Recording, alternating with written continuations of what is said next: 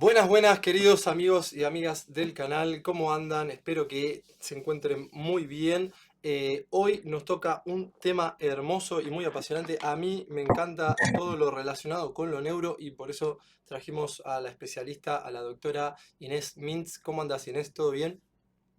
¿Todo bien? ¿Todo tranquilo? Bien, todo bien. Todo muy bien. Por ahora, sí. Y como siempre nos acompaña Ernesto, el doctor Ernesto Estivala. ¿Cómo andás, Ernesto? ¿Todo bien? ¿Cómo les va? Bien, Juan, ¿vos? ¿Cómo andás? Bien, ¿Todo bien, bien, Irene? todo bien por ahora. Todo bien, todo tranquilo. ¿Vos, Bueno, Muy Ernesto? bien. Todo en orden por acá, con calor. No se termina más el calor. Insoportable. hace 45 Pobre. grados Tiempo ya de en guerra. Estados Unidos, ¿no? Es un montón, Insoportable. No sé, es es un montón. pesado, humedad todo el tiempo. No Casi, aguanto casi que Hoy te más. acá sentís en en Buenos Aires. Dusseldorf. Sí, sí, sí, posta que sí, ¿eh? Posta que sí. O sea, la humedad es como estar en Buenos Aires. Te falta la inflación y los mosquitos y estamos. Más o menos, casi casi. Bueno, hoy, como decía, teníamos un tema súper interesante. A mí siempre me atrae mucho todo lo relacionado con lo neuro y hoy trajimos el tema de la neuropsicología, que por ahí para muchos, inclusive en la facultad, no era una ciencia así como muy conocida, no tiene como una promoción o un despliegue mediático muy amplio lo que es la neuropsicología, pero la verdad que es sumamente interesante y por eso, bueno, te convocamos a vos, Inés, para que nos cuentes un poco de qué se trata esto de la neuropsicología, por qué estos dos enfoques se comenzaron a integrar, ¿no? Bien, bueno, muchas gracias por toda esta introducción. Una pequeña corrección, yo todavía no soy doctora, licenciada por ahora, Ok, espero doctorarme en algún momento. Eh, pero sí, también lo menciono porque viene a cuento de esto que decías. Yo soy licenciada en psicología, pero para ser neuropsicóloga no es condición sine qua non. Vos podés venir de la fonoaudiología, de la psicopedagogía, de la terapia ocupacional. Para ser neuropsicólogo puedes venir de cualquiera de esas ramas y después especializarte o formarte en neuropsicología. ok. Yo, de hecho, siempre digo que soy una psicóloga, o sea, una psicóloga que no sabe nada de psicología, eh, porque lo que es psicoterapia, que es como el ámbito más tradicional para la psicología, Mm, trabajé muy poco, pero bueno, yo parto un poco de la base de cómo fue mi historia con la neuropsicología. Yo estudié psicología en la Universidad de Buenos Aires, en la carrera, amé la facultad, pero en segundo año dije, ¿qué hago yo acá? No me veía en un consultorio, no me veía trabajando con adultos, no me veía trabajando con niños, no me veía en nada y medio al azar dije, bueno, se me venía psicopatología en tercero, yo sabía que era un año full Lacan, dije, voy a necesitar hacer algo distinto. durísimo. A mí me gusta, a mí me gusta el psicoanálisis y banco, pero era como necesito también ver otra cosa. Y elegí neuropsicología porque dije, bueno, a ver, los parciales no me coinciden las fechas con los demás, no son tan complejos, o me anoto en esta. Y yo me acuerdo estar cursando ahí y tener esa sensación de estoy donde tengo que estar, o sea, es esto. Yo me acuerdo que la profesora contaba ejemplos de su clínica y decía, yo quiero trabajar de eso. Y básicamente lo que hace la neuropsicología, y por qué me gustó tanto, es porque te permite ver funcionalmente cómo está justamente funcionando el cerebro del paciente. O sea, si hay un déficit, es a través de la neuropsicología y de las evaluaciones neuropsicológicas que vos podés ver dónde está ese déficit, cómo se manifiesta. O sea, a mí me parecía increíble que a través de una prueba de lápiz y papel vos puedas valorar la memoria de ese paciente. Eso fue algo que me voló la cabeza y de hecho hoy en día me sigue volando la cabeza. Yo me dedico a hacer evaluaciones cognitivas principalmente y también hago estimulación cognitiva. Y ya uno con la práctica, con la clínica, a veces tenés un paciente enfrente y es como, es increíble ver cómo ya cómo se manifiesta, cómo se muestra en el interrogatorio, te da cuenta de, bueno, capaz en tal prueba actuar de tal manera, o sea, va a aparecer tal síntoma. Y es como que hay que estar muy atento en la evaluación porque son esos pequeños datos que te aportan mucho después al diagnóstico. Por eso me parece también fundamental trabajar en conjunto con neurólogos, psiquiatras, con todos los médicos, con todo el equipo tratante. O sea, cuanta más relación haya, mejor.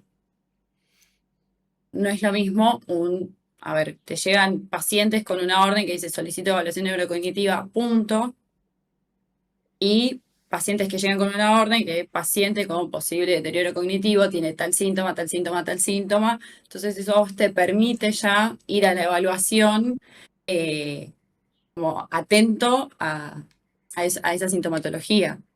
Claro. Claro. Fundamental ahí nombraste lo que es la interrelación entre las disciplinas y este enfoque más integral, holístico. Yo cuando estaba leyendo el libro de Neuropsico, Ernest, ahí vi que fue cambiando un poco la mirada de lo que es las patologías que tenían las personas. Primero en un enfoque más localizacionista. Ujú. Uno de los primeros que empieza a tratar de describir estos procesos que pasaban en la cabeza fue Galeno de Pérgamo en el siglo II, hace un montón de tiempo, y tenía un enfoque localizacionista. Duró como ese enfoque como 15, 16 siglos más o menos, y después empezaron a dejar un poco ese enfoque y a tener una mirada más holística. Entiendo que había algunos doctores como Lashley, como Jackson, Hebb y Luria, que empiezan a tener este cambio de paradigma y empiezan a tener una mirada más holística, ¿no es cierto? Que me parece que correspondía, Ernest, vos corregime, que tenía que ver con la ley, por ejemplo, de masa, que establecía que si vos tenías un golpe en una determinada zona de la cabeza, no era tanto la zona en donde estaba localizado el golpe, sino la cantidad de tejido del cerebro que estaba dañado. Entonces empieza a tener como una mirada más contemplativa, integral, ¿no es cierto, Ernest? Del cerebro, no tanto localizacional. Sí, o sea, nosotros tenemos, vos lo que contabas recién es lo de la ley de la acción en masa, ¿no? Ah, Que es la sí, de Carl Lashley, Carl Ashley. eh, que, digamos, lo que propone es que, digamos, la eficiencia de la función cerebral no depende de la localización específica de una lesión, sino más bien de la cantidad de tejido cerebral que se ve afectado, ¿no? Claro. Entonces, de esa manera es como se pasaba de digamos, una predominancia localizacionista hacia una predominancia de, bueno, cuánto tejido necesito para que se cumplan determinadas funciones. Que es y no es, ¿no? Está ahí Ire me va a decir. O sea, en un punto está bien, porque nosotros no podemos hoy, con lo que sabemos hoy digamos, la fisiología del sistema nervioso central, no podemos decir que unos fenómenos quedan circunscriptos a una sola área.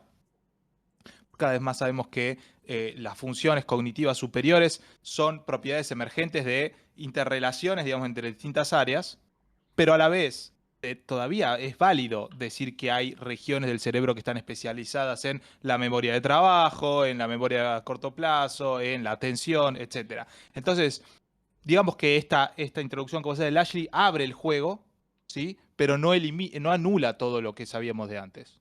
¿No, Inés? ¿Vos qué decís? Sí, totalmente. No, perdón, ladra la fiera. No, estoy totalmente de acuerdo porque si bien avanzamos del localizacionismo, eh, hay, uno cuando hace una evaluación neurocognitiva tiene que tener muy en cuenta también cuál es el objetivo, qué es lo que querés aportar.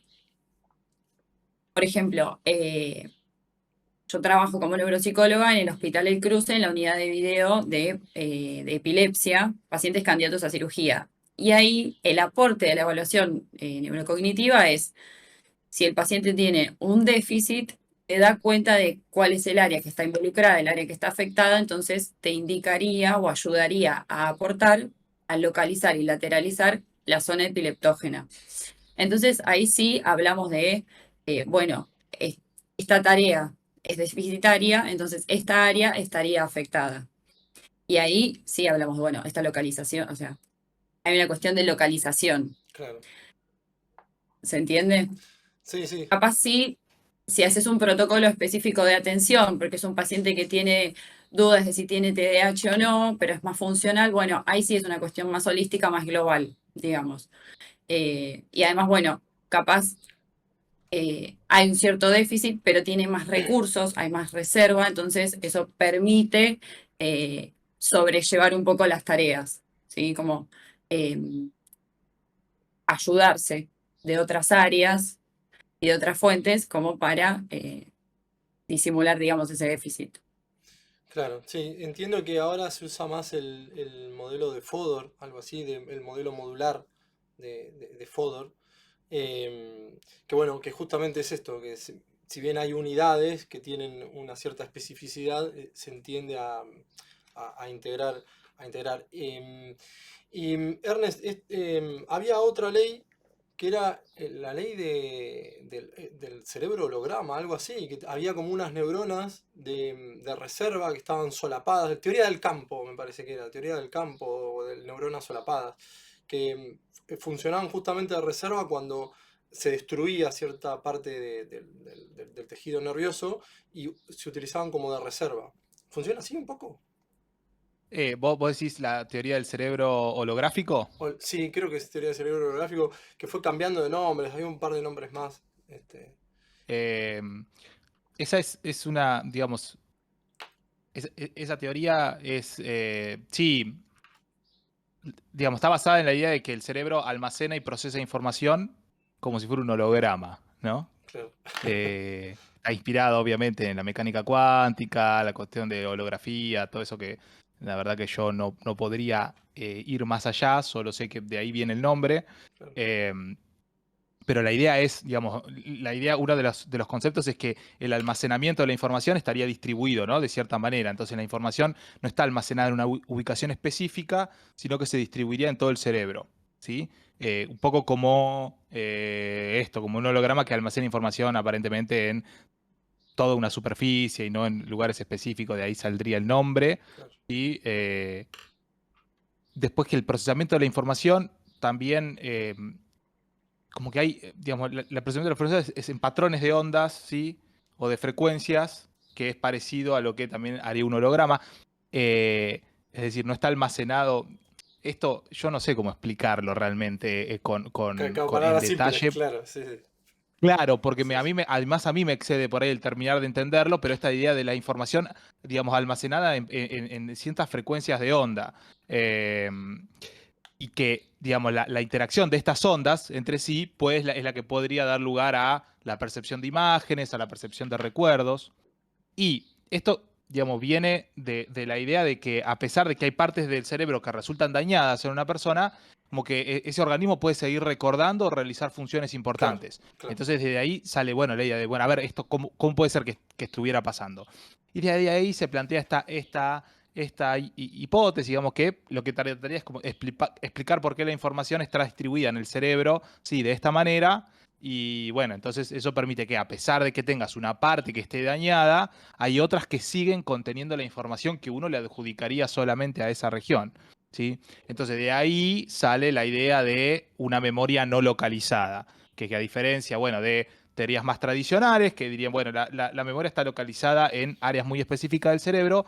Esta teoría como que propone que los recuerdos no están en un lugar preciso, sino que están dispersos por distintas partes del cerebro y en forma de estos patrones, ¿sí? Interferenciales. Eh, Súper ¿Qué interesante. dice Ine al respecto? Es súper interesante el tema. La verdad no estoy tan interiorizada con esta teoría del cerebro como un holograma, eh, pero bueno, sí me parece, está bueno tampoco cerrarse bueno, no, localizacionismo o solo la cuestión de todo a lo mismo, todo junto, me parece que, como les digo, siempre hay que ver, bueno, cuál es el objetivo, dónde te estás desempeñando y cuál es el objetivo de tu trabajo. A mí me parece que, o sea, hoy en día ya se sabe que usamos el 100% de nuestro cerebro, entonces todo está involucrado, o sea, todo puede llegar a estar involucrado, pero bueno, hay déficit o hay enfermedades en las que un área está más afectada. Después, bueno, hay cuestiones, me acuerdo que escuchaba el episodio de la semana pasada del cortisol, de bueno, hay interacciones que se dan a causa de que yo capaz ahí ya no toco tanto.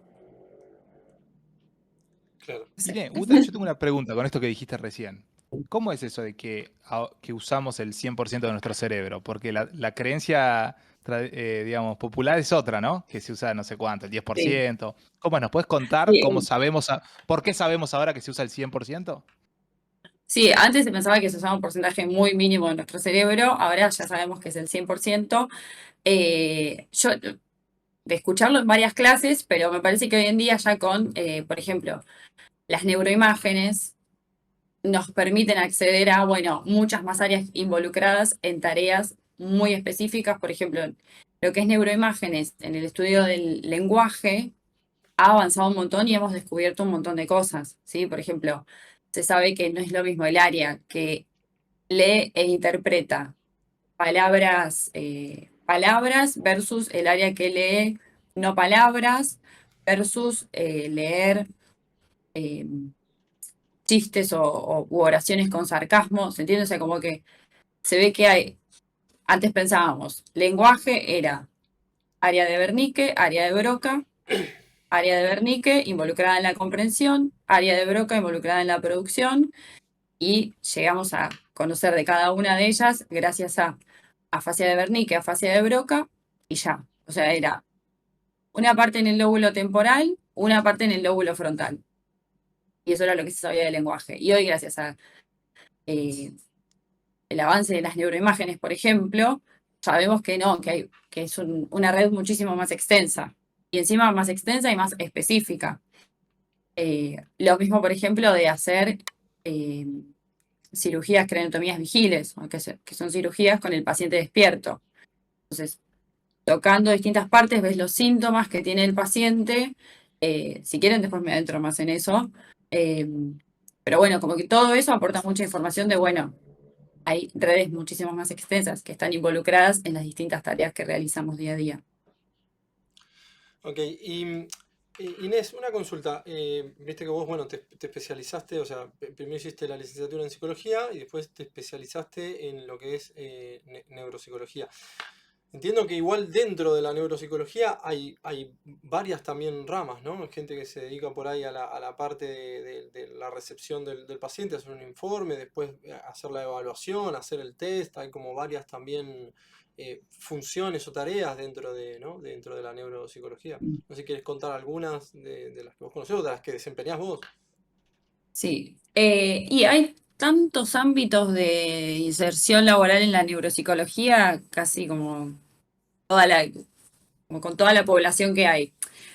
Vos podés trabajar haciendo evaluaciones cognitivas, podés trabajar haciendo estimulación cognitiva, podés trabajar haciendo investigación, y además después hay que ver, que ahora entro en qué es cada una de esas cosas, ¿no? Pero Dale. también podés trabajar pacientes, por ejemplo, con epilepsia, candidatos a cirugía.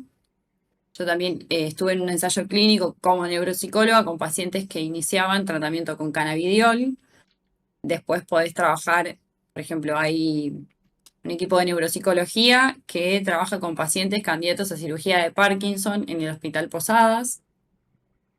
Después podés trabajar con adultos mayores, con deterioro cognitivo, que es quizás donde mayor inserción laboral hay.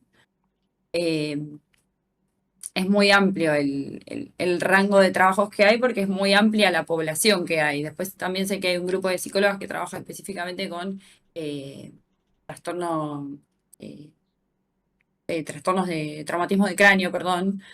Eh, por un lado tenemos la evaluación cognitiva, Ujú. ese sí es el estudio, ahora si quieren les cuento un poco más, es el estudio que vos realizás con el paciente, puede ser una, dos, tres sesiones, y en base a eso generas un informe. El informe es lo que le llevan al médico o médica que pide este estudio. Después tenés la estimulación o rehabilitación cognitiva y después, bueno, con todos estos resultados vos podés hacer investigación. Otro ámbito que ahora está creciendo bastante es en el deporte. Sí. Hay muchísimos cursos de neurociencias en el deporte. Hay, creo que son neuropsicólogas del equipo de Boca que dan una diplomatura. Después me acuerdo cuando ganamos el Mundial, que salió una neuropsicóloga que trabajaba en River a contar técnicas de respiración que habían trabajado con Montiel, que se puede ver antes de que patee el penal, que él las lleva a cabo. Digo, es una rama de la psicología o de las ciencias de la salud que continúa creciendo. Entonces, hay neuropsicología del lenguaje, muy específica del lenguaje, porque como les decía antes, el lenguaje tiene tantas áreas, tantas tareas, que vos te podés especificar en cada una de ellas. Por ejemplo, hay neuropsicólogas que trabajan específicamente con dislexia, neuropsicólogas que trabajan específicamente con afasias. Después, si quieren, vamos viendo cada uno de ellos, Dale. o estos déficits que fui mencionando, pero les voy a contar primero qué es la evaluación cognitiva. Dale. La evaluación cognitiva es un estudio que puede pedir un psiquiatra. Ernesto me ha derivado varios pacientes, puede pedir neurólogos, neurólogas, cada tanto algún clínico medio despierto que se aviva, y básicamente es un estudio que vos podés realizar de screening, que es como más un paneo general, o dominio específico. Yo lo que suelo tomar es de dominio específico. Y se desarrolla de la siguiente manera. A mí me gusta que los pacientes vengan acompañados, sobre todo si son adultos mayores. ¿Por qué? Porque el paciente entra primero con el familiar, se le hace un interrogatorio y en el interrogatorio es clave obtener muchísimos datos, no solo de la historia del paciente respecto de la edad, la escolaridad, su ocupación laboral, sino también, bueno, el motivo de consulta. Es muy frecuente, por ejemplo, en adultos mayores que vos le preguntas el motivo de consulta y miran al familiar. Tipo, ayer evalué 5 pacientes, 3 les pregunté el motivo de consulta y giraron la cabeza como... Y le decís, no, te estoy preguntando a vos, ¿por qué viniste? No sé, porque me mandaron, me trajeron. Y hay que estar muy atento a eso porque es un dato clínico. ¿Sí? Porque es un dato clínico de que el paciente evidentemente está lo que se llama anosognósico. La anosognosia es un tipo de agnosia, que es un déficit en la percepción, en el cual el paciente no tiene conciencia, no tiene percepción de su propio déficit, de su propia enfermedad. Es muy común, por ejemplo, en estadios más avanzados de la enfermedad de Alzheimer, con varias demencias, pero en el Alzheimer es como muy típico. Son pacientes que vos le preguntas, ¿cómo estás de la memoria? Y te dicen, yo estoy perfecta. Y después te decís que te repitan 3 palabras y no pueden. Entonces, se hace el interrogatorio. Siente y si se puede con el familiar. Después se hace un test de screening. Los test de screening son, no sé si ya hablaron o si mencionaron el mini mental No, en no. algún otro episodio. No. Pero está bueno eso. Sí. Se los llama, capaz en los libros creo que aparece como test de cribado. eh, Son de muy rápida administración, son 10 minutos.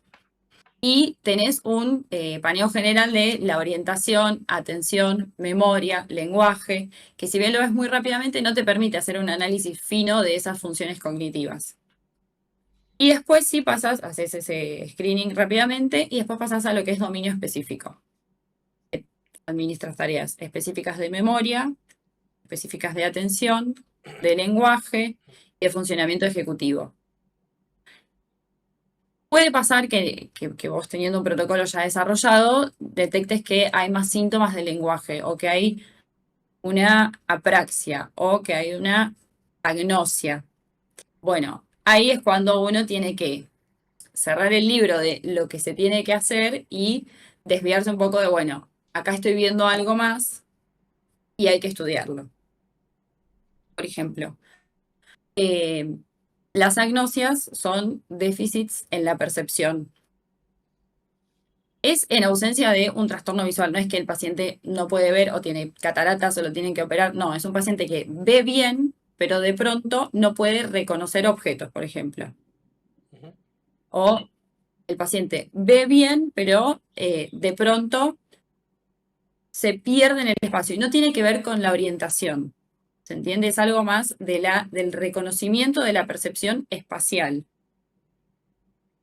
¿Un Algo muy ejemplo? común, ahí va a ir a los Bueno, ejemplos. Por perfecto. ejemplo, es muy común, es muy común en pacientes con capaz un estadio de Alzheimer más avanzado que tengan lo que se llama simultagnosia, que es como un déficit en el reconocimiento de una imagen, por ejemplo. Entonces, lo que se hace es, se le presenta una figura que se llama el robo de la galleta. Si quieren después, si se puede buscar Yo lo y voy poner. poniendo, lo voy poniendo, sí, sí. En el robo de la galleta vos ves una imagen que está una mujer, que o sea, es una cocina. Una mujer que vos asumís que es la madre y dos nenes, como al costado, el nene subido a un banquito intentando robarse una galleta. Inclinado. Sí. Y la nena como agarrando a ver si también ella llega a la galleta. Entonces, en un paciente que tiene simultagnosia, si vos le presentás la imagen y le decís, bueno, decime qué estás viendo. Y las respuestas suelen ser, bueno, acá veo una cortina. ¿Se entiende? Y vos le dijiste, ¿qué estás viendo? ¿Qué está pasando en esta escena? Bueno, acá hay una cortina. ¿Y qué más hay? Bueno, acá hay un banco, ¿se entiende? Es como que van a cosas muy puntuales de la imagen y no pueden integrar todo lo que están viendo. Y ahí le puedes hacer preguntas, bueno, pero ¿hay relación entre los personajes que ves en esta imagen? No. ¿Dónde te parece que están? No pueden ubicar dónde están. O capaz te dicen en una cocina, pero porque reconocen una parte, pero no pueden contemplar toda la imagen. ¿Entiendes? O, por ejemplo, pacientes que tienen una agnosia, no una simultagnosia, pero una agnosia asociativa o aperceptiva, que son como los dos grandes tipos de agnosias, según la clasificación de Lissauer. Vos, por ejemplo, les mostrás la imagen de un volcán. Esto estoy hablando del test de Boston. El test de Boston es un test de 60 láminas que se usa en realidad originalmente para valorar lenguaje, el acceso lexical, el acceso de los pacientes a las palabras. Pero un paciente con una agnosia visual, capaz tiene el lenguaje conservado, pero está afectado el reconocimiento, la percepción visual. Entonces ve el volcán y en vez de decirte volcán, va a ir a una parte del dibujo. ¿Se entiende? Entonces va a decir, no sé, humo, porque no puede integrar todo lo que está viendo. ¿Se entiende? Perfecto. Sí, sí, Mm. perfecto. Y si vos, por ejemplo, a esos pacientes le apuntás, ¿qué es esto? ¿Te lo dicen? Y algunos Digamos que le capaz que mostrás la sí, imagen del volcán y te dice sí. humo. ¿Y esto qué es? Le marcás el volcán. ¿Te dice volcán o No, hay no? pacientes que capaz te dicen una carpa, ¿entendés? O un triángulo. Ah, Como que no pueden integrar ambas, ambas partes en algo que está junto, que está ya integrado. Pero sabe lo que claro, es un volcán claro. y sabe lo que es un... Claro, la parte conceptual también Totalmente. la tiene conservada. Eso es otra cosa. O sea, capaz está viendo un mate y puede reconocer, no sé, un recipiente, una bombilla y la yerba, sabe que hacen el mate y Sí. reconoce los objetos por separado, pero no puede integrar, asociar esa imagen. Aparte la imagen de que vos dijiste de la cocina, creo que el banquito del nene se está cayendo y el agua de la canilla de la mamá que está limpiando está desbordada, ¿no? Es como Sí, que sí, sí. no podés no ver eso, pero bueno, la gente que tiene simultagnosia, Y evidentemente no. otra pregunta, perdón, otra pregunta re interesante también con esa lámina es preguntar si hay alguien que está en peligro. Ah, claro. Y ahí, una vez una paciente dijo, sí, porque por el agua, como que señaló el agua y nunca pudo Mm. registrar el banquito cayéndose. Claro, claro, está el banquito cayéndose. Sí, sumamente interesante todas esas pruebas.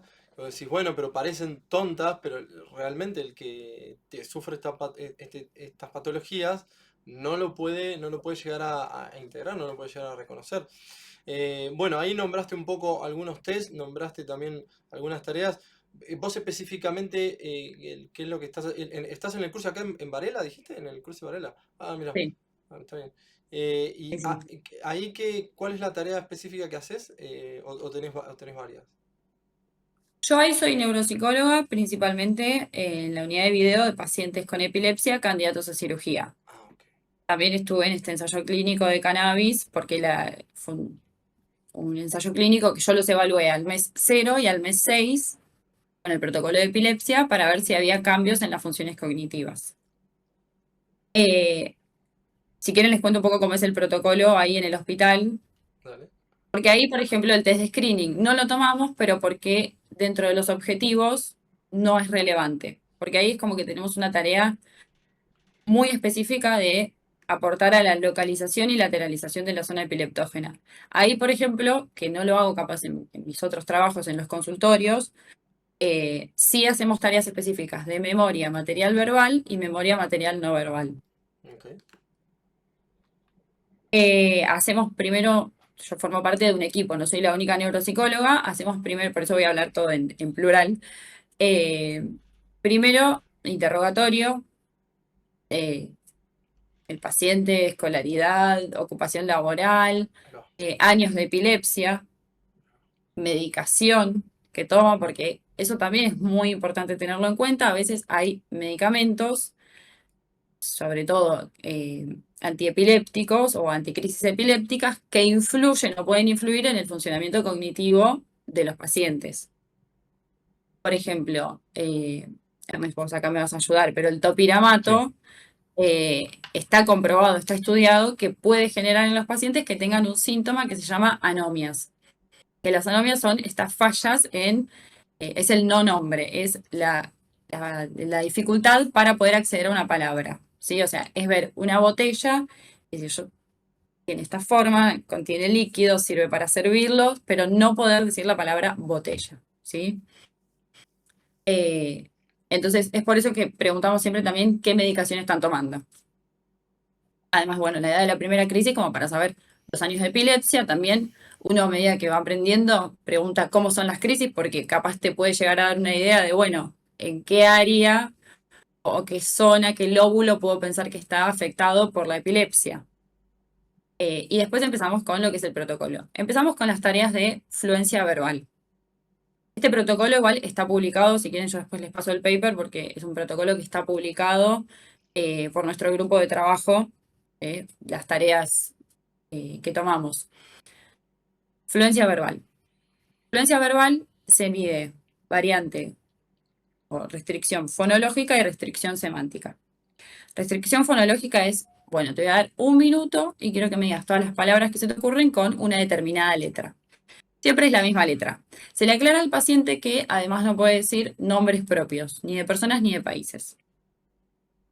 Lo que hacemos, que esto no está estipulado en la prueba, o por lo menos no en el puntaje total, pero es separar, marcar cuando llega a 30 segundos.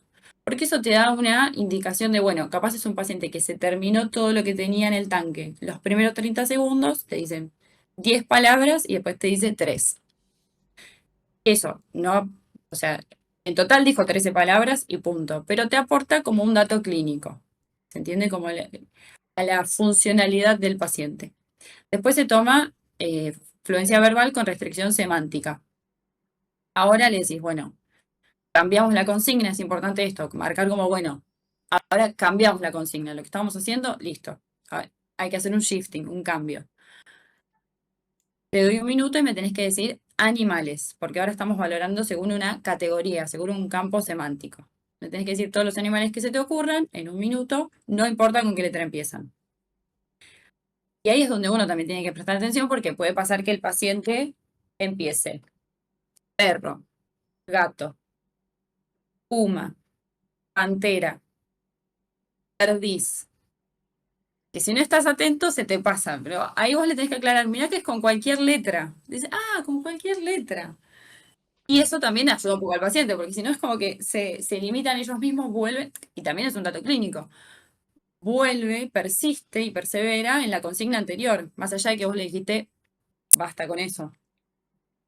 Bien, y después, eso es para romper el hielo, digamos. Y después pasamos a las tareas específicas de memoria. ¿Quieren que desarrolle todas las tareas de memoria o está bien así?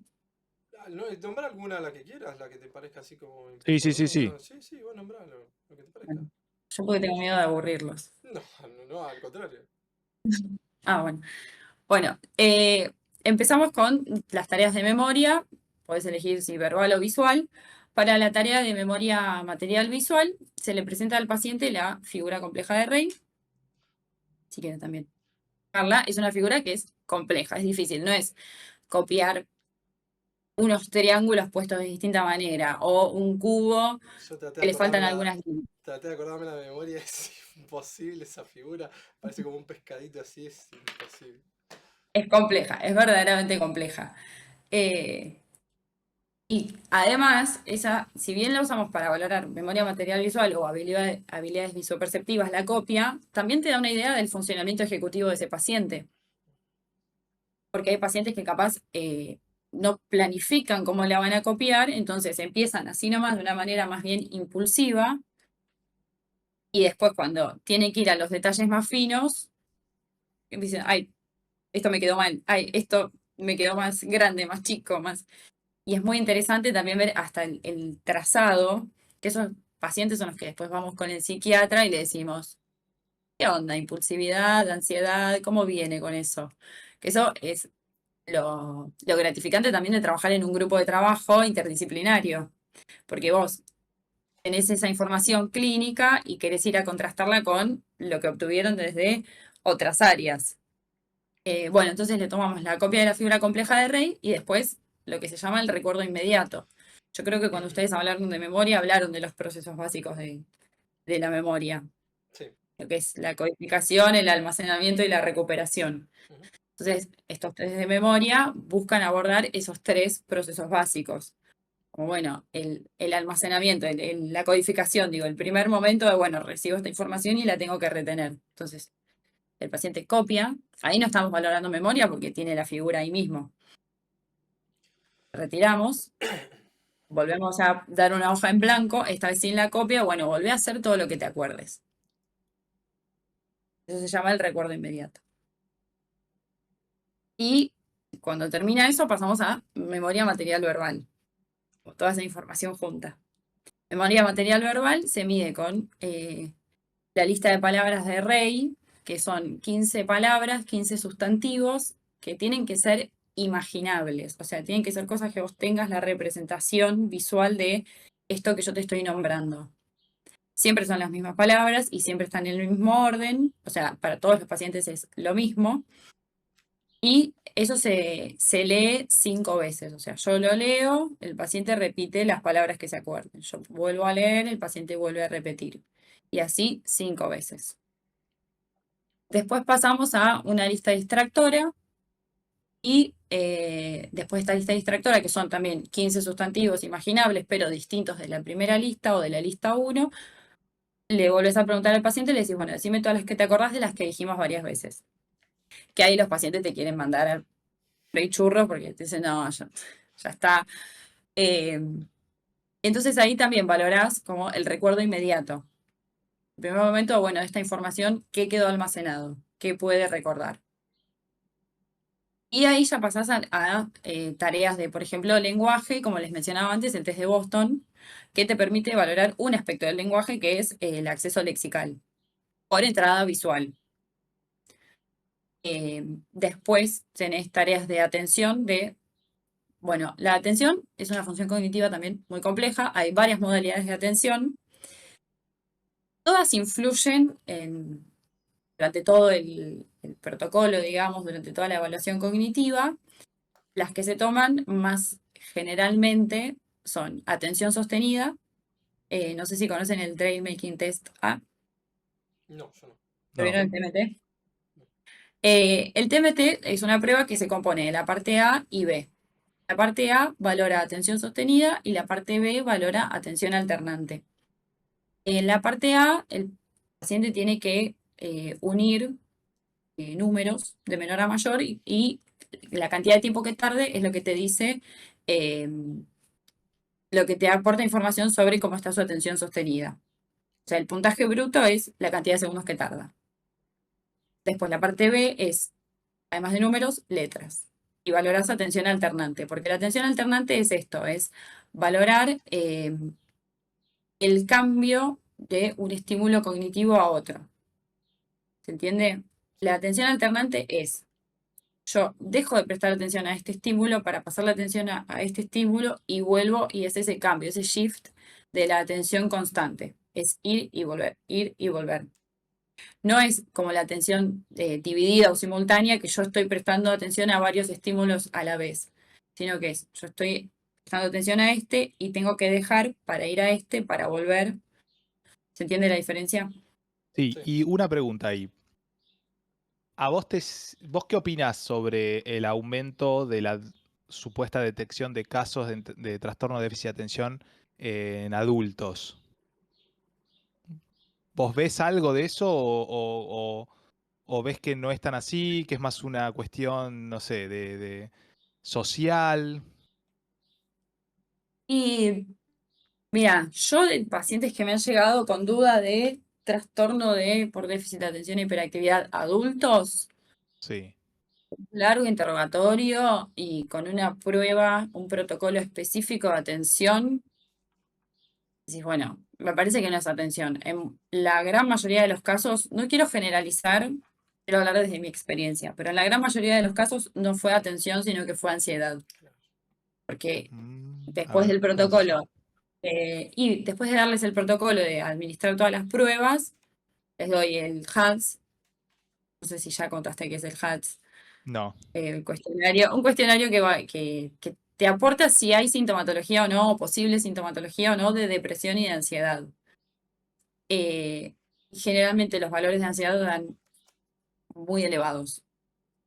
Y después en tareas específicas de atención van bien.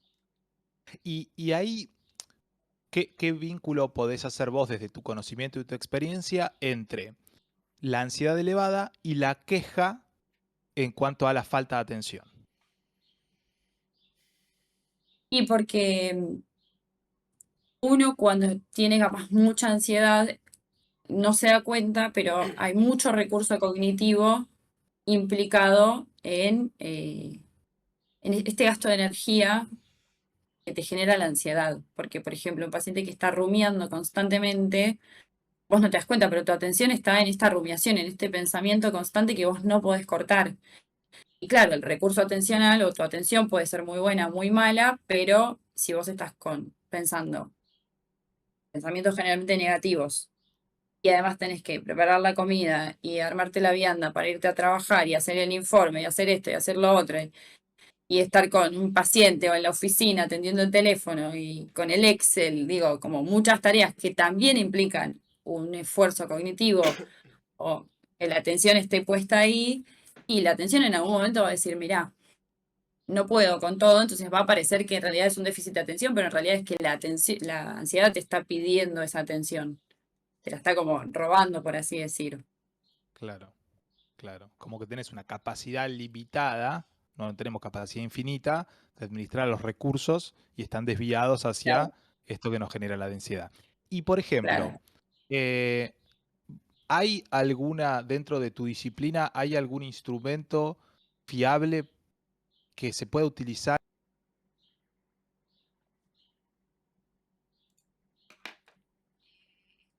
El test de ADOS y ADIR, yo no los administro porque para poder administrarlos necesitas hacer un curso específico que esté validada la prueba y como que te habilitan a vos para que puedas tomar este test.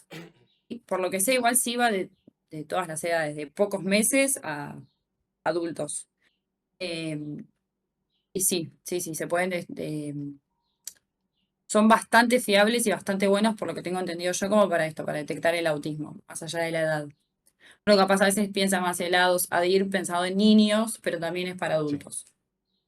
O sea que frente a esta, digamos, este aumento en la percepción que hay a nivel generalizado, lo que pareciera, ¿no? Que un aumento en la percepción de, bueno, puede ser que haya más personas que tengan autismo o tengan un trastorno de déficit de atención de lo que realmente es diagnosticado, tenemos instrumentos concretos para decir sí o no. No Exactamente. tiene por qué quedar en una sospecha de la propia persona, puede recurrir al sistema de salud mental para sacarse esas dudas y hay instrumentos para hacer eso. No tampoco queda a criterio de la evaluación diagnóstica de un psicólogo o un psiquiatra de manera subjetiva. Sí, totalmente. Sí, sí, son Perfecto. instrumentos. Además usados en todo el mundo. Claro. Así que, sí. Bien, Eh, buenísimo.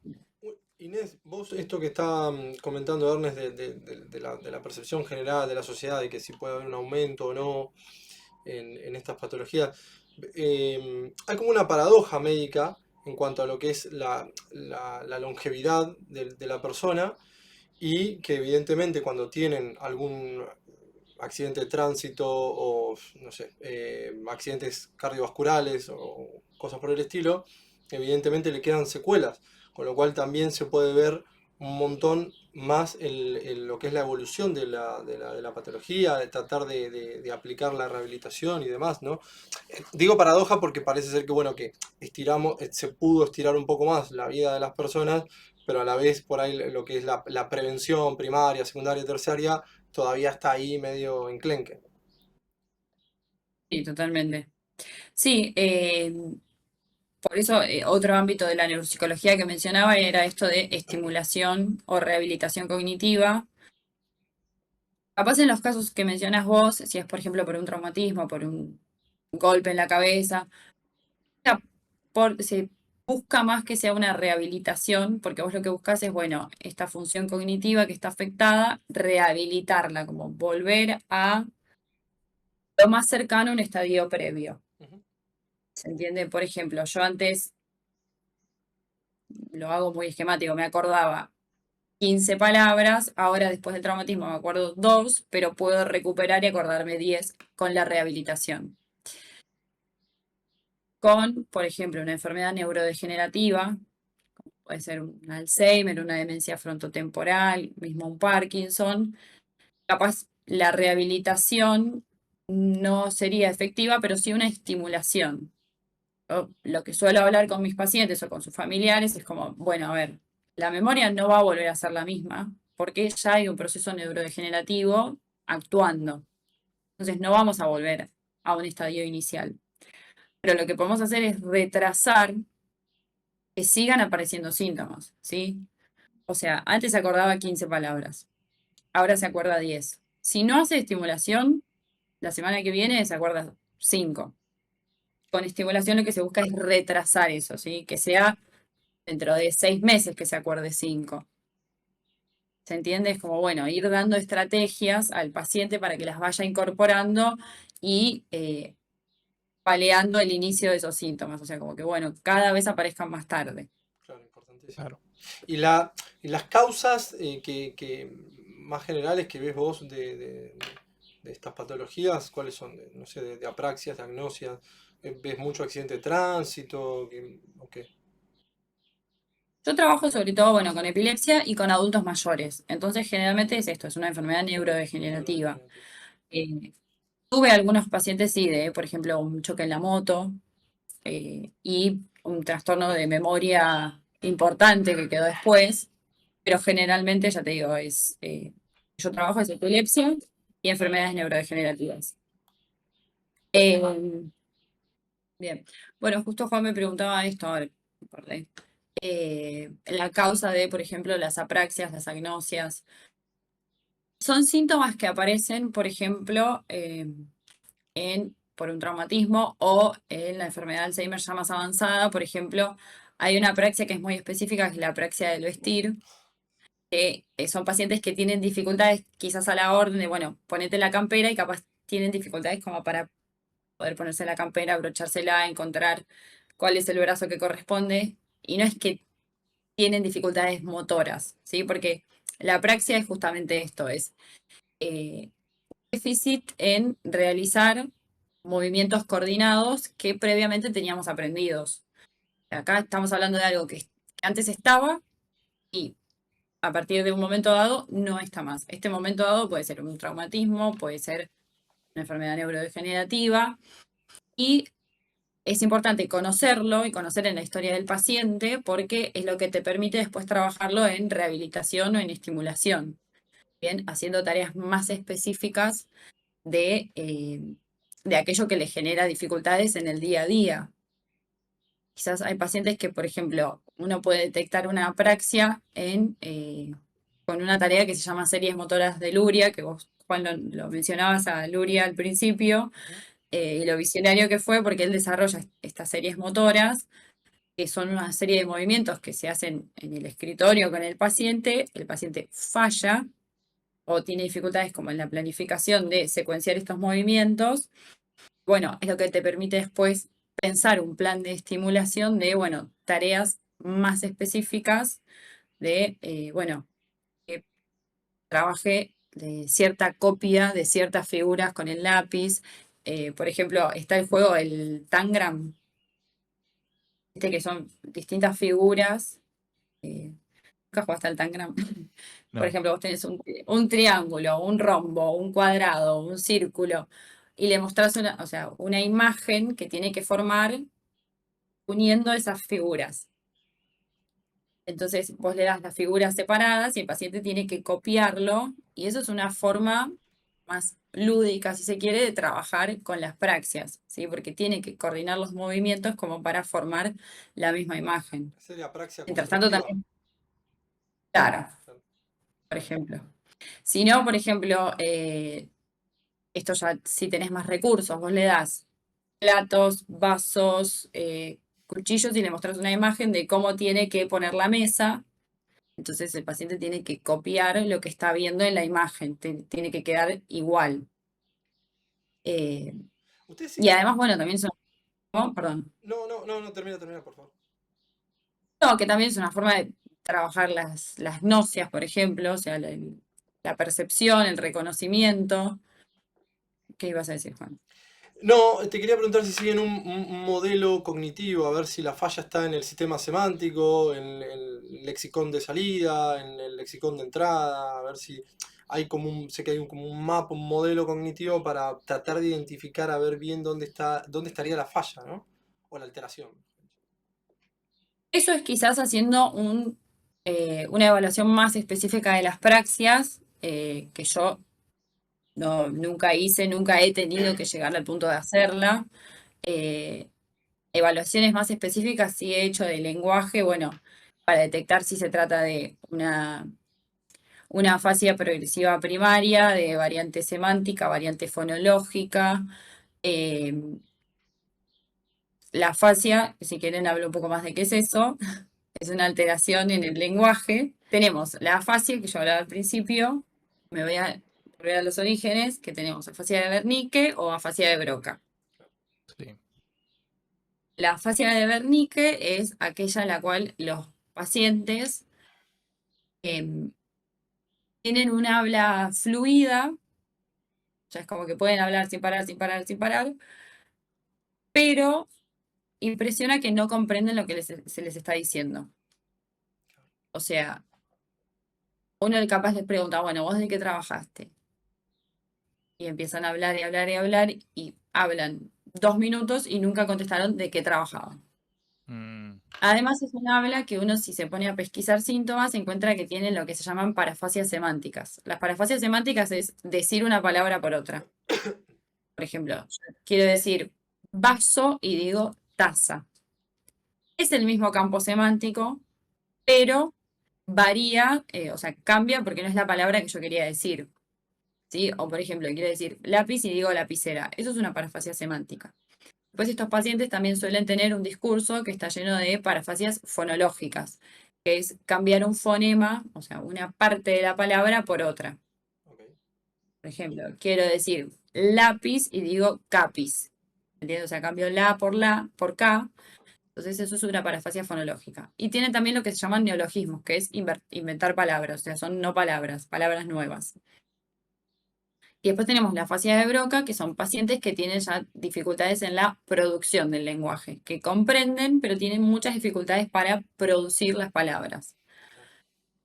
Ahí sí ya influye mucho el área que está afectada, porque Wernicke es más lóbulo temporal y Broca es área frontal, lóbulo frontal. Ambos hemisferio izquierdo, porque se conoce ahora que el hemisferio dominante para el lenguaje es el hemisferio izquierdo. El hemisferio derecho está involucrado también en el lenguaje, pero en un sentido más de la prosodia. Lo que nos permite el hemisferio derecho es comprender o entender el tono de voz, el tono en el que hablamos. Claro, y la parte espacial, ¿no? También está ahí. La parte espacial también, sí. Claro. Hay una, hay una patología también medio particular, la heminegligencia. ¿Querés contar un poco de qué se trata? La heminegligencia. Sí, es un déficit de la atención selectiva. Son pacientes que tienen dificultades para reconocer un hemicampo. Es muy común en pacientes que tuvieron una ACV en el hemisferio derecho, o sea que la lesión fue en el lóbulo derecho. Y básicamente son pacientes que, por ejemplo, en los casos más extremos, quizás comen solo una mitad del plato, se maquillan una mitad de la cara, o por ejemplo, cuando lo estamos evaluando, al paciente le pedimos que dibuje un reloj, y capaz el círculo lo hace completo porque es una praxia, justamente un movimiento ya aprendido, pero después los números quedan todos hacia un costado, en una mitad. ¿Se entiende? O sea, son pacientes que no pueden reconocer el total del espacio. Pero es esto, no tiene que ver tanto con lo espacial, sino con lo atencional. Y no es que no ven, no es que ven blanco en una mitad del hemicuerpo, sino que no lo reconocen, no lo tienen presente. Y sí, es muy frecuente en pacientes con ACV. Lo que sucede es que pacientes con ACV, por ejemplo, es más factible o más, eh, más trabajable, digamos, la recuperación.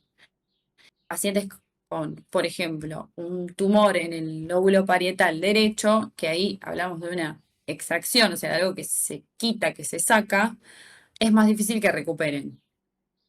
¿Y O cómo, sea, hay cómo es la que... rehabilitación de eso? Por ejemplo, te viene una persona que te dibuja el reloj así como decís, no tenés nada, y digamos, las características del paciente te permiten pensar, ok, podemos recuperarlo con rehabilitación.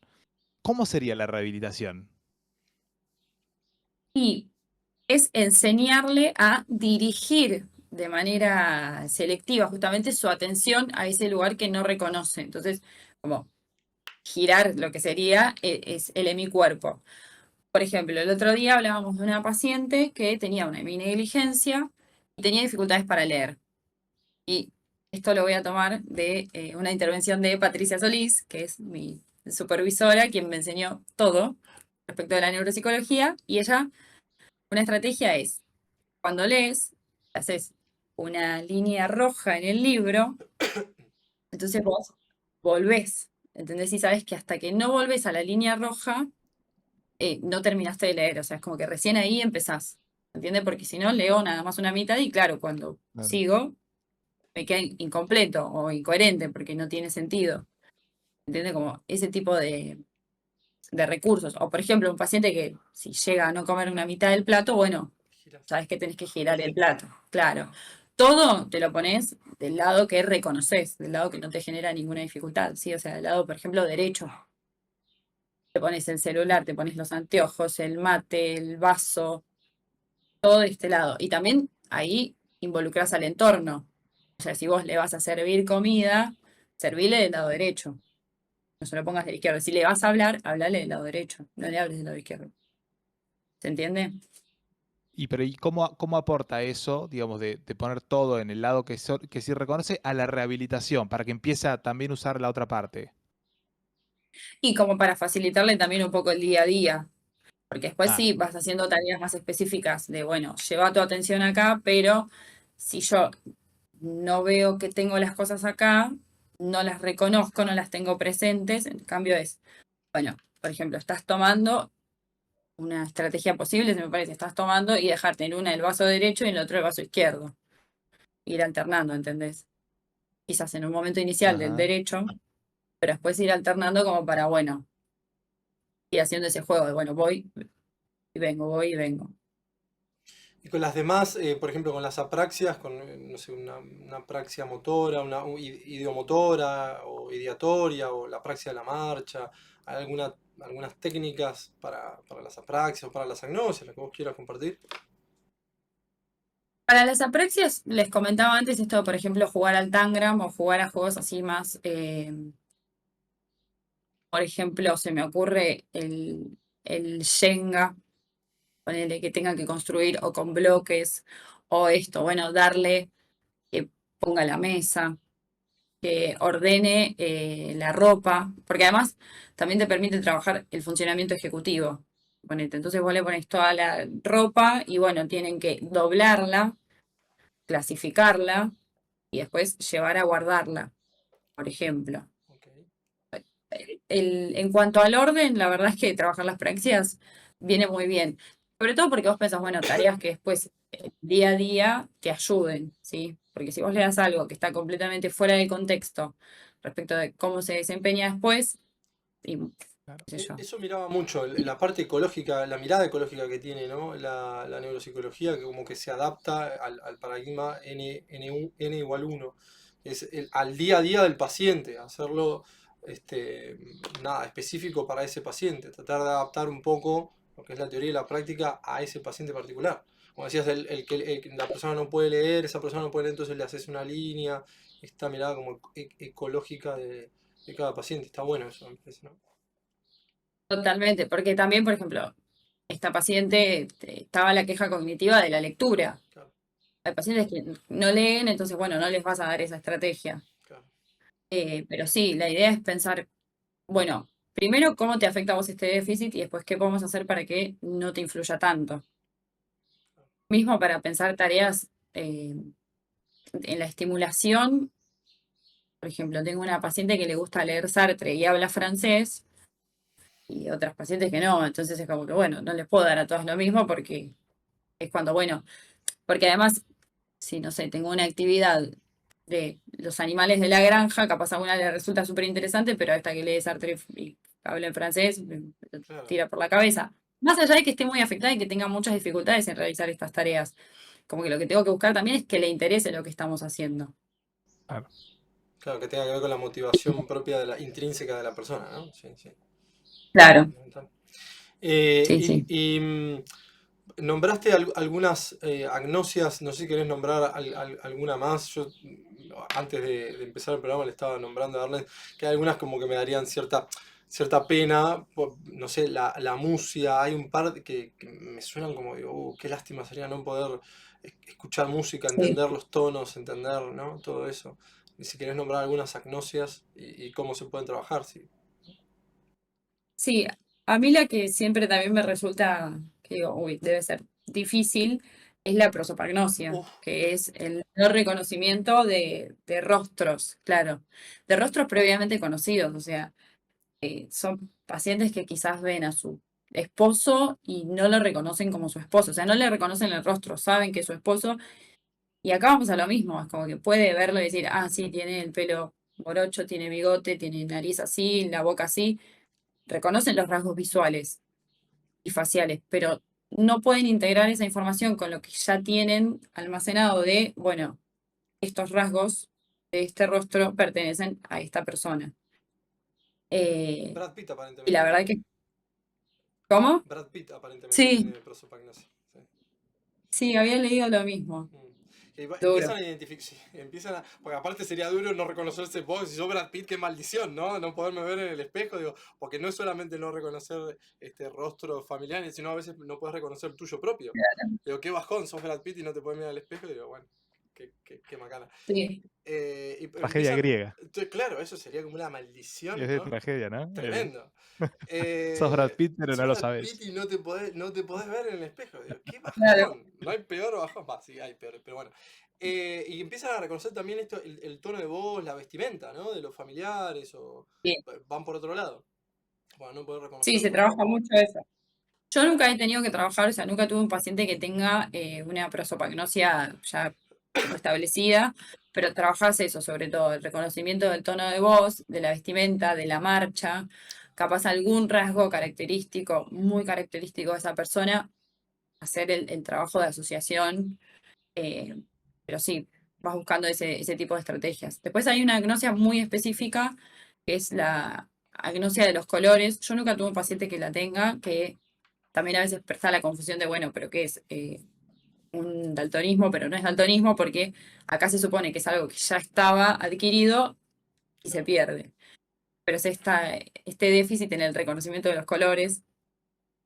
También esa me había llamado mucho la atención. Y después hay agnosias muy relacionadas a lo espacial, como agnosias más, está la agnosia topográfica, por ejemplo, que es la dificultad en el reconocimiento de los mapas, agnosias espaciales que son personas que tienen dificultades para estacionar, que yo siempre hago el chiste de que yo evidentemente tengo esa porque es como que no dimensionas los espacios.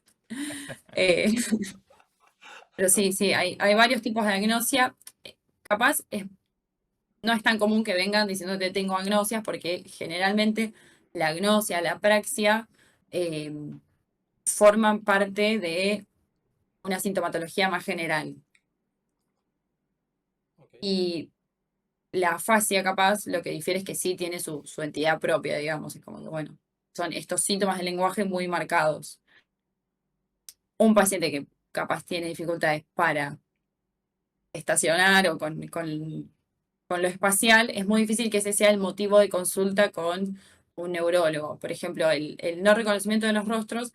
Hay pacientes que quizás vienen con esto hace muchísimos años y nunca se lo cuestionan. O sea, hay pacientes que viven así y piensan que es lo normal.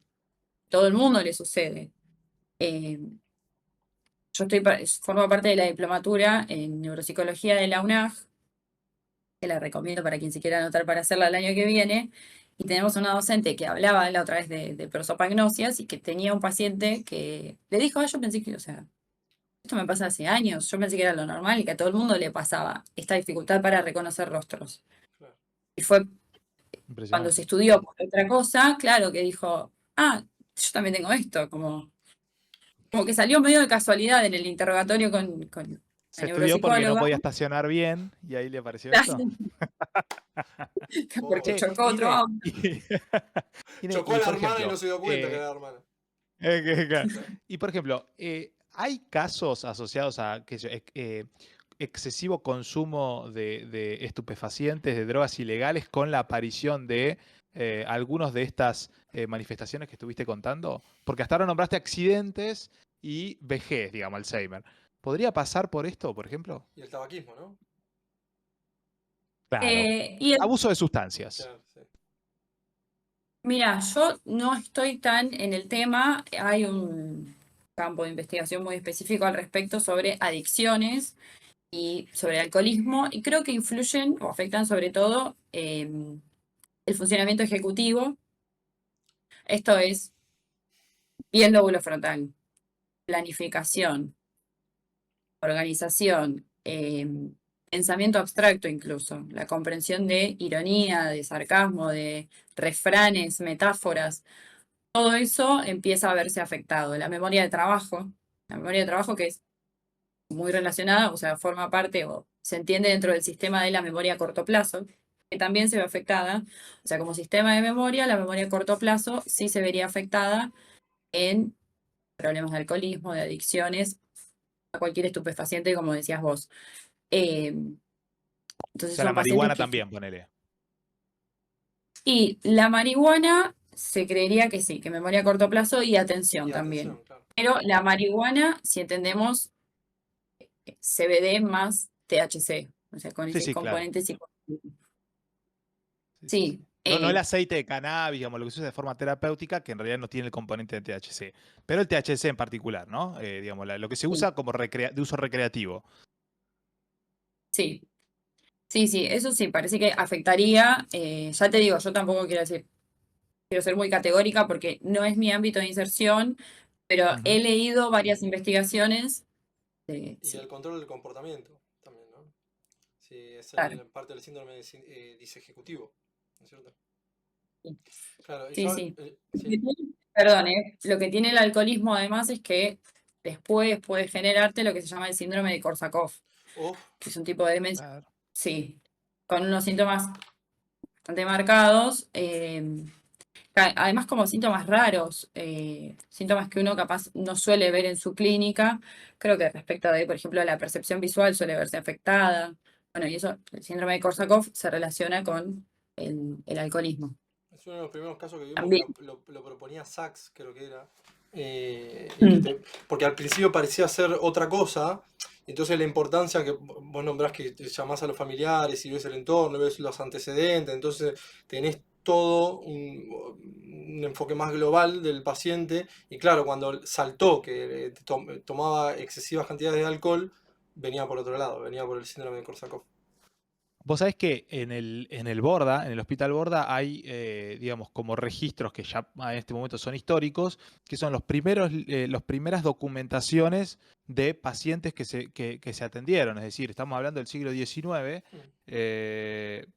cuando todavía, siglo XIX o principio del siglo XX, perdón, acá me estoy confundiendo yo, cuando por ahí el Borda ni siquiera era donde estaba, pero yo lo que digo que hay registros históricos en el hospital de pacientes, ¿sí?, psiquiátricos que se atendían, sea en esa institución o no, donde la mayoría de los pacientes, hay un momento donde vos agarrás y empezás a leer y era síndrome de Korsakoff, todo el tiempo, y estaba asociado a los inmigrantes que llegaban sobre todo de España, pero más que nada de Italia, ¿sí? Como que había un montón de inmigrantes que llegaban y que eran atendidos y que el síntoma era, el síntoma no, el síndrome diagnosticado era el síndrome de Korsakoff, impresionante, era muchísimo Mirá, lo que había. Mirá vos. Mm, sí. Ahora, la verdad creo que no se ve tanto. Por lo no. menos nosotros en la clínica no parece tanto. Pero bueno, sí nosotros en uno de mis trabajos, de los lugares donde me desempeño, es la clínica de la memoria, que depende del Hospital El Cruce, que también ahí trabajamos neurólogos, neuropsicólogas, y una de las preguntas es consumo de alcohol, Claro. porque se entiende que hay rasgos, hay factores sociodemográficos que pueden influir o no en la aparición o no de la enfermedad, y el alcoholismo y el tabaquismo es uno de ellos. Pero el alcoholismo es interesante también siempre preguntarlo, porque después, ante esta aparición de síntomas quizás más extraños, uno puede pensar, ah, bueno, y es un paciente que tiene un consumo problemático o supo tener un consumo problemático con la bebida, entonces como pauta de alerta. Claro, yo nombré el tabaquismo porque había visto que tenía una incidencia fatal en un montón de accidentes cerebrovasculares, ¿no es Claro. cierto, Ernest? Que pueden tener, no sé Claro, porque si... hay una asociación entre el tabaquismo con modificaciones a nivel del sistema circulatorio como aterosclerosis inducidas por tabaquismo, ¿sí?, y otras que claramente pueden llegar a generarlo. Claro, claro, y ahí sí, Sí, bueno, dependiendo por ahí de la localización, ¿no? Por ahí podían alterar sí, una o otras funciones, sí.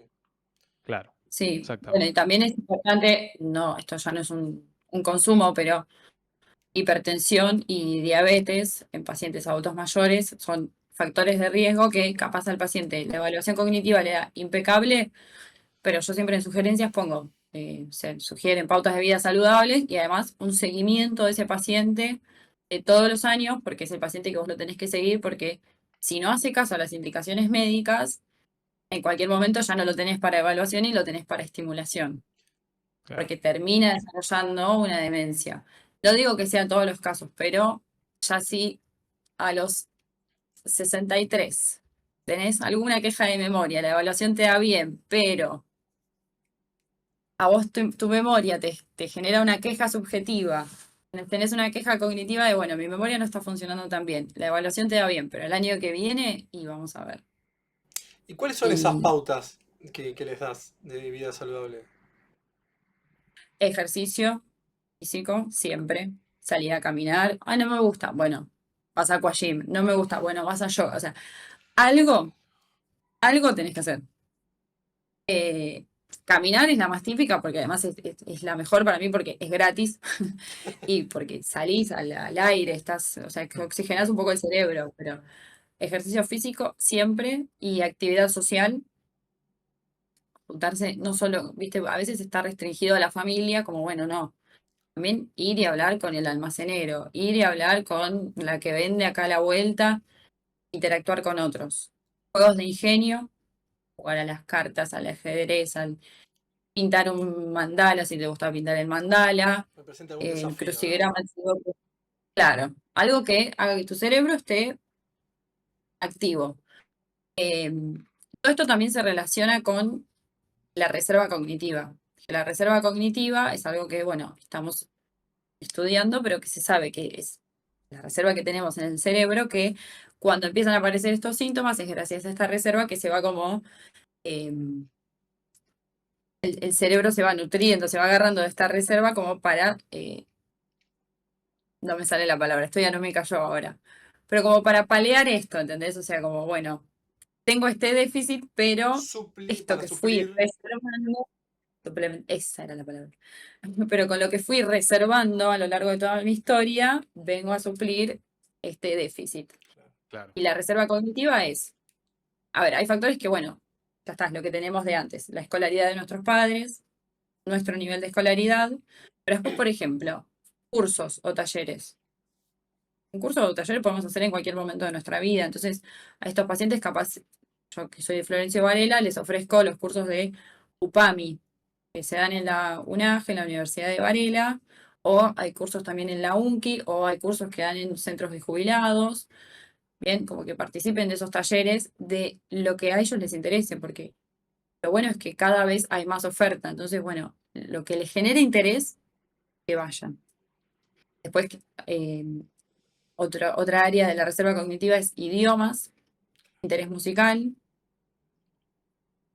y estos juegos de ingenio, actividad física, actividad social eh, y la ocupación laboral. Entonces, pautas de vida saludable principalmente es actividad física, actividad social, juegos de ingenio, si pueden participar de algún taller. Y si no, bueno, que empiecen estimulación cognitiva, que quizás si no hay déficit, es como, bueno, tratemos de que eso suceda después, ¿entendés? Que la estimulación venga después. Pero mientras tanto, actuar por lo menos.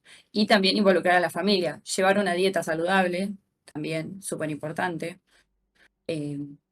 A veces le pregunto a los pacientes, bueno, ¿qué tenés en tu heladera? Si yo voy ahora, me invitas a almorzar, yo te abro la heladera, ¿qué me voy a encontrar? ¿Qué va a haber ahí? Y capaz el paciente dice, no, no, hay de todo, y el familiar atrás te dice, no, No, no, tiene de todo. un jamón, claro, un jamón y una Coca-Cola, y para de contar. Es como, bueno, Claro. no, llena de verduras, llena de frutas. Capaz no compres el jamón, comprate un pollo, o comprate algo un poco más, eh, Nutritivo. que tenga proteína, pero que sea más nutritivo. Tampoco le voy a decir Claro. comprate un salmón, porque te tenés que adecuar un poco al contexto. Claro, sí, sí, sí. Pero bueno. Hay una pregunta que te quiero hacer por el lado psico, a ver si toco la fibra psico, porque ponele, viene un paciente con, no sé, somatognosia. Ponele, no Sí. reconoce una parte del cuerpo. ¿Cómo, cómo vos dividís, vos, ¿no? No sé si es una histeria de conversión, si es una parte histérica. ¿Cómo dividís la parte neuro de la parte psico? Porque vas a decir, bueno, me juego por una, me juego por la otra, digo. O una parestesia o algo, decís, no, che, acá hay otra cosa. ¿O te pasó alguna vez decir, no, me parece que acá hay que hacer asociación libre, hay que hacer otra cosa? Es una muy buena pregunta, creo que nunca me lo había planteado. Pasa que yo ya te digo, yo como soy una psicóloga que no sabe de psicología, es como que tampoco lo tengo tan presente. Obviamente, eh, quizás cuando hago, a ver, cuando los pacientes vienen a estimulación, Mm. ya hay una evaluación cognitiva y hay una derivación médica de que haga estimulación. O sea, ya hay algo más concreto. Ah, claro. Obviamente a mí me encanta hablar con los pacientes, de hecho todas las sesiones las inicio preguntando, bueno, contame una noticia actual, porque me parece que es una manera muy favorable de trabajar la orientación. En vez de decirle, bueno, ¿en qué año estamos? ¿En qué estación? ¿En qué mes? Como, bueno, a ver, contame qué viste en las noticias.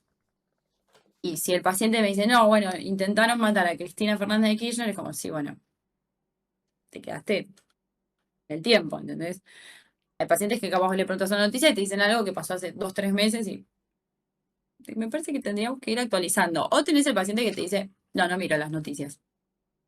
Bueno, contame algo, o sea, como que, Claro. bueno, ahí estamos trabajando. Entonces, y después, obviamente, los pacientes, sobre todo adultos mayores, que les encanta hablar y que les encanta tener a alguien que les pregunta y que, bueno, ahí te empiezan a contar y a veces sí se hace más algo, sí, o más terapéutico. Me ha pasado pacientes que vienen con mucha angustia o muy cansados y bueno. No te voy a decir que me digas palabras que tengan S, A y N, o sea, vamos a charlar y ya está, ¿entendés? Y contame qué te está pasando, pero más de un lado, bueno, tenés este espacio para hablar. No hago tanta terapia quizás, aunque ellos capaz se lo toman como que sí. Y después en la evaluación sí me parece muy interesante esto que te decía, como bueno, yo escucho la queja cognitiva, pero capaz lo pienso más, no tanto como una histeria de conversión o algo así, sino esto, me parece que capaz hay algo más de ansiedad o hay algo más de depresión. Hay pacientes que se muestran como muy apáticos, que después para terminar les hago un cuestionario de depresión, de sintomatología de depresión, y ahí a la primera pregunta ya empiezan a llorar y ahí te Claro. empiezan a contar que sí, que están preocupados, que tienen tal problemática familiar y un poco la indicación es, mira, hablar, o sea, ahí se sugiere una interconsulta con salud mental, Claro. psiquiatra, psicólogo, y también se agrega esa información al informe de una manera profesional, digamos, no vas a, mira, el paciente se puso a llorar, no, pero vas a entender que hay un estado de angustia que termina influyendo sobre los procesos cognitivos. Pero, o sea, ese es mi lado más, sí, si se quiere, pero es como que siempre prima la neuropsicología. No, está bien, está bien. Yo le quería saber para ver un poco cómo hacías para jugar con estos dos mundos, ¿no? Porque en definitiva uno por ahí va más por el lado justo, mira, ahí viene el paciente, le das el alojo, hace la catarsis y bueno, además me imagino que también muchos de estos problemas que son neuro traen aparejado también una posible depresión, una posible angustia, una posible ansiedad, etcétera, etcétera. Traen problemas sociales, me imagino que debe haber todo, o sea, ahí se despliega todo otro mundo que pertenece más Sí, a lo totalmente. sí, pero parte de una condición este, neuro. Y ahí me imagino que harás Sí, las derivaciones, ¿no? sí, sí, bueno, y también se sabe que una depresión quizás crónica, por ejemplo, puede terminar con una comorbilidad, con un deterioro cognitivo, si no se lo trata. Ahí también Ernesto quizás me puede ayudar un poco más, pero, o una ansiedad, sí, esto te puede generar un trastorno de la atención, no un TDAH, pero un trastorno de la atención. Entonces, Claro. es como que siempre tenés que detectar muy bien ambos síntomas. A veces es por algo muy intrínseco del paciente y otras veces realmente hay una situación familiar, por ejemplo, que está afectando y que, bueno, está bien, yo no puedo trabajar ahí, yo no puedo ir a esa familia y decir, mire, tienen que hacer esto, esto y esto, pero sí tenerlo en cuenta como para tratar de empoderar a ese paciente de, mira, vos en realidad parecería que te está pasando esto, entonces fíjate cómo puedes actuar para eh, intentar evitarlo. Y otra cosa que también quiero mencionar es que, sobre todo trabajando con adultos mayores, hay que estar muy atento también a la familia, porque hay algo que se llama la sobrecarga del cuidador, que muchas veces es no tenido en cuenta, es pasado de largo, pasado desapercibido, pero hay que darle mucha relevancia porque son Sí. los familiares, que son los cuidadores, terminan generando o teniendo mucha sintomatología de angustia, de culpa, de enojo, bronca. eh, Quizás el paciente está anosognósico, no tiene conciencia de su déficit, pero la familia sí. Y la familia tiene que lidiar con eso 24/7. Entonces, también hay que escuchar a la familia, hay que considerarlo y yo en los informes también me encargo de poner, bueno, sobrecarga el cuidador porque si se puede hay que pedir un cuidador o que vaya a un hogar de día, a un centro de día. Ahí ya depende también de las obras sociales, pero tratar de fomentar esas opciones y bueno, pedir que nuestra salud tome en consideración también a los familiares. Claro, sí, sin duda. Ernest, ¿querés hacerle alguna pregunta más? ¿Ir por algún lado más? Um, No, no, me parece que estamos bien. Yo, el último comentario de esto que decía Ine, porque es interesante, que la carga sobre el cuidador es tal que, digamos, son personas que no solamente, digamos, están en riesgo de tener un deterioro en su salud mental que, digamos, que sea transitoria, sino que pueden desarrollar trastornos. Es decir, puede llegar a un trastorno depresivo reactivo por ser el cuidador de una persona o un trastorno de ansiedad. Es decir, consume muchísima energía de esa que hablábamos al principio, consume muchísima energía la demanda de cuidar a alguien. Entonces, me parece muy interesante que lo hayan mencionado, porque es algo que a menudo nos queda en segundo plano. Sí, totalmente. sí, ese estrés que pasa el familiar es un montón. Sí, Terrible. sí. Algunas particulares que te acuerdes? A Calculia. A Calculia. Sí, son síntomas que ya tienen, son pacientes que ya tienen capaz una demencia, una afasia progresiva primaria, ya muy avanzada, entonces presentan sintomatología del lenguaje muy atípica, tienen esto, la calculia, que es que no pueden realizar eh, cuentas, Claro, digamos, cuentas matemáticas, sumas, o sea, vos les escribís en un papel, también esto no forma parte quizás del protocolo, por lo menos del nuestro, pero vas pesquisando síntomas, entonces le escribís una cuenta quizás sencilla, no hay forma de que lo realicen. O por ejemplo la agrafia sin alexia, que es una dificultad para escribir. Pueden leer, pero tienen dificultades para escribir. También el lenguaje, en esos casos tenés que valorar, bueno, la escritura de palabras al dictado, la escritura de palabras espontánea y la copia. Y muchas veces es algo que sí que puede estar muy afectado. claro. Eh, Después otra así atípica, Micrografía, había déjame ver. algunas que tenían como micrografía, pero pertenecía a alguna más global, no sé si era una de las agrafias. Ah, puede ser, no Terminaban me. escribiendo en diminuto, Muy chiquitito, muy, sí. muy chiquitito. No me acuerdo cuál era, creo que era un problema en el fascículo arqueado, bueno, no me acuerdo. Bueno, pero hay un montón, sería imposible Sí. nombrarlas todas, pero bueno, ahí más o menos tratamos de comentar un poco de qué se trataba la neuropsicología, de en qué se especializa, cuál fue tu tarea, algunas de las patologías como las aprasias, las agnosias, las afasias, sumamente interesante. Así que, bueno, no sé si querés hacer algún comentario más, algo que te venga, y si no, ya vamos cerrando. No, agradecer primero el espacio, la verdad que me sentí muy cómoda. Eh, Entiendo, me decían ustedes que capaz llevan muchos estudiantes de psicología, así que quizás ofrecer un poco qué es lo que sucede en este campo de trabajo. También, bueno, yo empecé contando mi historia de cómo fue que me interesé o cómo fue que terminé acá, entonces saber que eh, es muy amplio el campo de trabajo que tenemos y se va abriendo cada vez más. Estamos trabajando un montón por cada vez insertarnos en más áreas y en más espacios.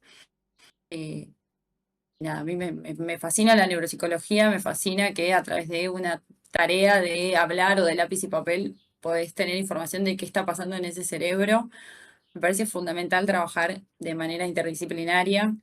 O sea, me parece que tenemos que seguir formándonos e instruyéndonos como para manejar un lenguaje común con todos los médicos con los que trabajamos, con los enfermeros, con todos los espacios que conforman un buen equipo de salud. Eh, y nada, estoy. También siempre tener presente que lo principal es el bienestar del paciente. O sea, ¿yo por qué quiero entender esto? Porque quiero entender qué le está pasando a este paciente. Mismo para pensar estrategias de intervención en una posible estimulación o rehabilitación cognitiva. Bueno, ¿qué le va a servir a este paciente? ¿O qué le va a interesar? ¿Qué le va a gustar? O sea, siempre el interés principal es el paciente y su familia. Escuchar lo que te dicen los familiares. A veces capaz te retrasas 20, 30 minutos con un paciente, con una evaluación o con una estimulación, pero a esa persona que la escuchaste 20, 30 minutos más le hiciste toda la diferencia. Entonces, no ser testistas, no ser nada más personas que completan un par de hojas y ya está, sino estar muy atento a la parte clínica. Y bueno, nada. Y agradecer ya la nombré antes, pero a Patricia Solís, porque si yo hoy por hoy puedo formar parte de este espacio es porque ella tuvo una paciencia infinita para enseñarme absolutamente todo lo que sé, así que, La invitamos a y Patricia que cuando quiera, ¿eh? Cuando Un quiera. saludo para inviten la Patri. Patricia. Un saludo para Patricia, cuando Sí. quiera está invitada, por favor. Y que hagan la diplomatura de neuropsicología de la UNAG. Está buenísima y que además hay clases específicas de apraxias, de agnosias, de memoria, funcionamiento ejecutivo. Y además está neuropsicología del niño y neuropsicología del adulto. Ah, claro, eso es Así que, importante también, porque ahí son dispraxias, claro. ¿no? Se llaman se llaman, Mira, yo justo te iba a decir, yo hablé todo del adulto porque de niños sé poco y nada. Así ok, que ok. hagan la diplomatura. Sí, no, y es bueno traer toda esta serie de ejemplos como el tuyo que fue por otro camino, porque por ahí la gente que recién arranca la carrera o está ahí en el medio dudando, no, realmente no sabe porque no se interiorizó, porque bueno, un poco la cultura general así lo marca, de que es por ahí Freud o por ahí solamente psicología cognitiva, y como que ahí se agotaría la instancia de lo psico. Y por eso cada charla que tenemos con Ernest, yo trato de contar que hay un montón de escuelas de psicología, que hay un montón de tratamientos posibles y que bueno, que hay un montón de salidas también laborales y también para aquellos no solamente que están estudiando psicología, sino para la gente que está interesada y para la gente que tiene algún problema, que bueno, que pueda acudir a estos centros, que ahora vamos a estar también poniendo ahí el mail y toda esta información que nos fuiste dando, yo la voy a tratar de poner ahí, así que nada, más que agradecidos de tu presencia, cuando quieras venir a charlar de lo que sea, después de esta masterclass que diste de neuropsico, podés venir a hablar de lo que quieras. No, gracias a ustedes. Gracias por este espacio y por permitirme hablar de neuropsicología, que es lo que más me gusta hacer. Claramente. Yo, o sea, claramente. realmente cuando me acuerdo de estar cursando y que la profesora contaba los test y yo, viste, lo pensaba como un juego y decía, yo trabajás de estar como con algo muy lúdico. Me parecía súper interesante. Claro. Y todavía me pasa que estoy evaluando y digo, ay, no puedo creer que mi trabajo es este, me encanta. Qué lindo, ¿eh? Qué lindo Así que bueno, tener esa pasión y tener esa motivación ahí del día a día, más allá de lo extrínseco, que diga, bueno, a fin de mes cobro el sueldo. No, no, o sea, del día a día estar en la tarea, ¿no? Darle valor a la tarea de lo que va sucediendo y lo que va pasando. Así que bueno, sí, sí. Ernest, ¿hasta acá? Hasta Perdón, acá. y Dale, Ine, dale. voy a terminar con una frase que me dice Patrick. No, que también me parece súper interesante tener en cuenta con una evaluación cognitiva que yo capaz en el día veo 4, 5, 6 pacientes, entonces, o sea, es la sexta evaluación del día, la 1000 del año y la 10.000 de mi vida. Pero el paciente que yo tengo enfrente es la primera vez que lo hace, es la primera vez que escucha esta lista de palabras, la primera vez que me tiene que decir determinada cantidad de palabras en un minuto, entonces es como, bueno, ponerme en situación de lo que representa para el paciente y realmente brindarle las herramientas para que trate de dar lo mejor de sí, como hacer ese esfuerzo también constantemente. Qué bonito terminar con un aporte tan humano, ¿no? ¿No es cierto? En definitiva es esto de la empatía, ¿no? Y de tratar de ponerse en el lugar del otro. Y bueno, me pareció súper lindo el mensaje. Ernest, hasta acá el video de hoy. Perfecto. Ine, muchísimas gracias. Muchísimas Estamos en Gracias. contacto. gracias. En el próximo video quizás nos encuentren juntos a Ernesto y a mí. No vamos a spoilear de qué vamos a hablar, pero bueno, espero que estén atentos y que nada, que si no están suscritos, los invitamos a suscribirse, a ponerle like y a compartirlo. Muchas gracias, nos vemos. Hasta la próxima. Chao, chao.